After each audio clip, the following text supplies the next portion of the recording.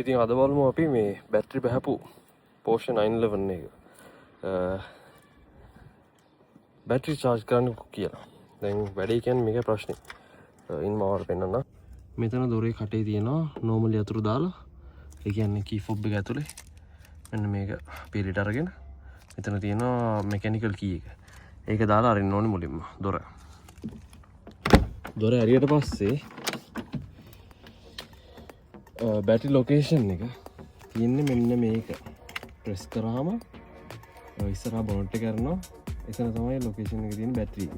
දැන් වැඩේ කියන්නේ මේක එබුවට ඇරෙන්නේ නැහැ. මොකද බැටරි ලෝ නිසා. එතන බොනට් එක අරින්න ඕනේ. බොනට් එක ඇරියාම තමයි මේක තියෙන්නේ.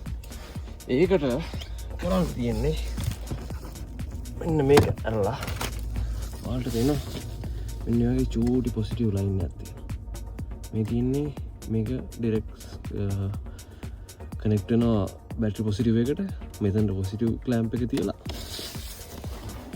මෙතනට නෙගටිව් එක තියලා ජම්ප් කරන්න ඕනේ. ඊට පස්සේ අපිට පුළුවන් ජම්ප් කරාට පස්සේ මේක අරලා